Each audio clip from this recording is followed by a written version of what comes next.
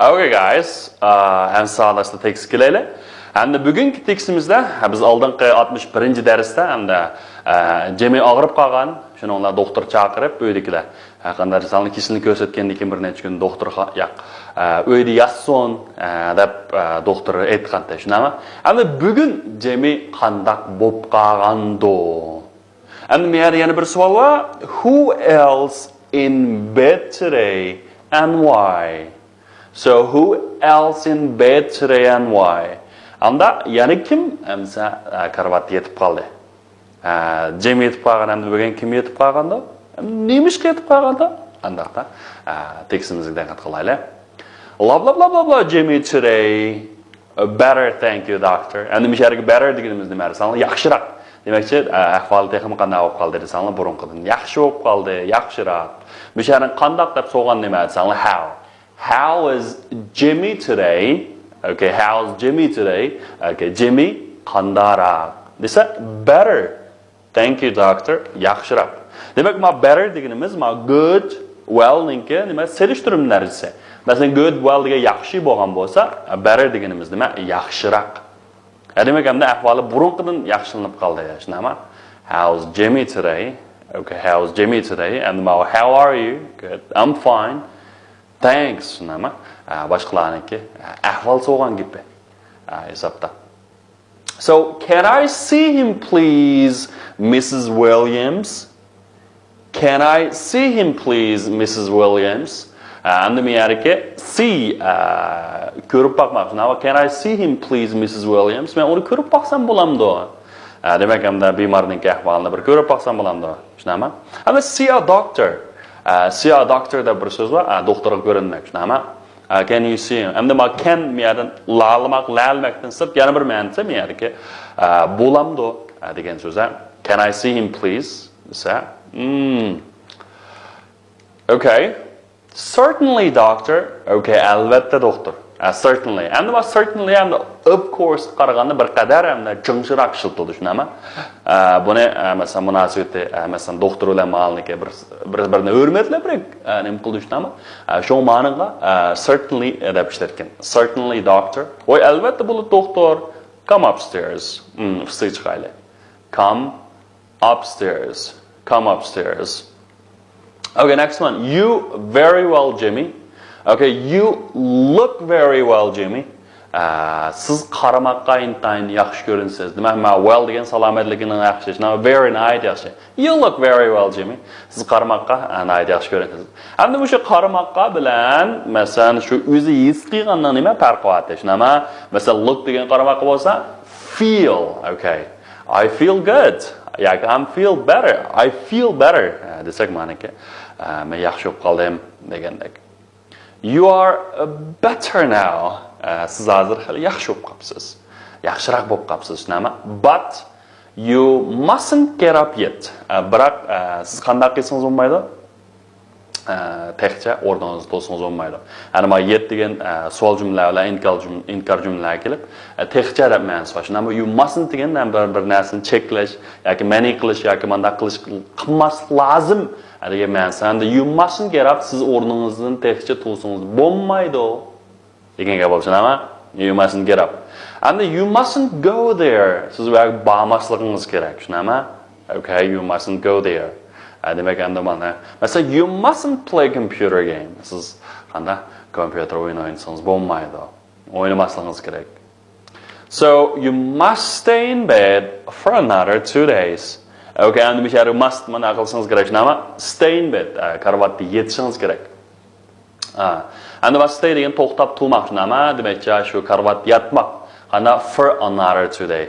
Another degan an bir shu nima? Other boshqa. Yani bir başka demekçe hem de işki yetip oluşun ama yani başka işki gün yetişiniz gerek. Another 2 days. Another 2 days. Yani başka işki günce. Hem de for degenimiz for'ning keyinde nima arasam ma'lum bir doira vaqt keladi.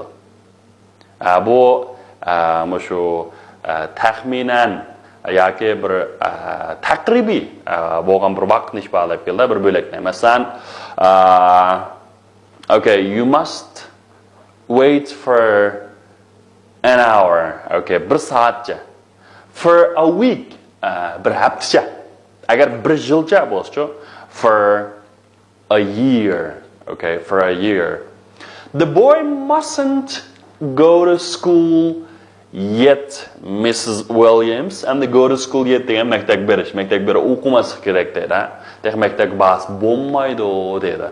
And he mustn't eat rich food. And u yana nima qilmaslik kerak ekan? Mush mayliq tamoq yesa bo'lmaydi ekan. He mustn't eat rich food. Does he have a temperature, doctor? No, he doesn't. Okay, no, he doesn't. And the misharika savolashlar have yana bir ma'nosi nima artanli giribda bo'lmoq. And have a temperature bu qizitib qolmoq. Have a cold zukam bo'lib qolmoq. Have a headache bosh og'riqi shunami? U savolga aylanib olganda hamda does do yordamchi fe'lik ba'lib chiqib ma hasniki asna qaytarilib bo'ldi does oldi. So does he have a temperature, doctor? No, he doesn't. Yep. So must he stay in bed?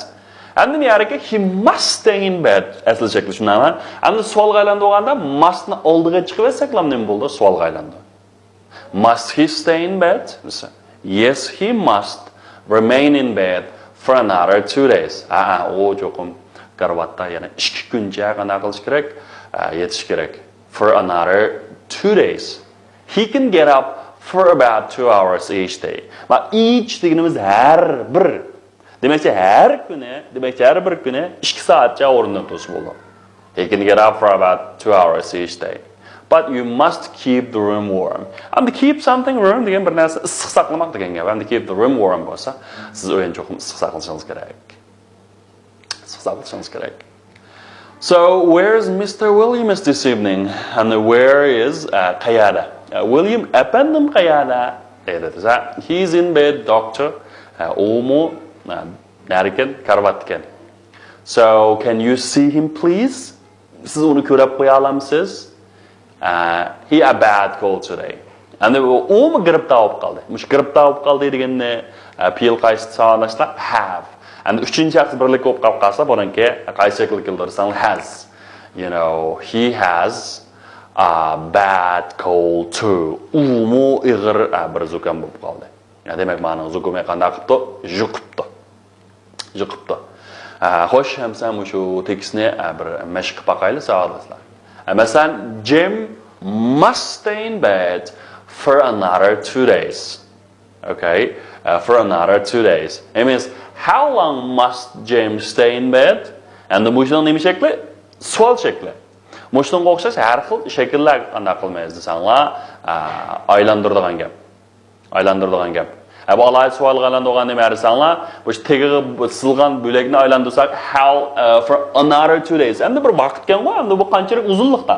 And how long must James stay in bed? James has a bad cold. Okay.